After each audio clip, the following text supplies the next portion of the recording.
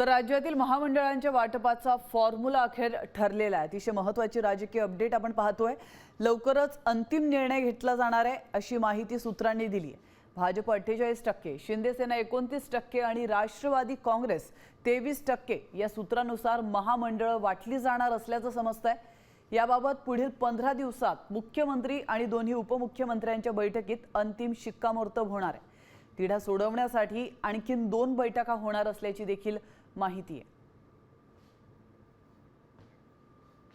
राज्यातील जे काही आता महामंडळ आहेत, महामंडळावरील सदस्य आहेत, साधारण 170 महामंडळ आहे आणि 650च्या वर महामंडळातील सदस्य आहे। यावर तातडीने या महिनाभरामध्ये नियुक्त्या करा याकरता जे काही आम्ही फॉर्म्युला ठरवलेला आहे त्या फॉर्म्युलाप्रमाणे या ठिकाणी त्याचं संपूर्ण असेसमेंट करून तातडीनं यासुद्धा महामंडळाच्या नियुक्त्या करण्याबद्दलचं एकमत झालेलं आहे।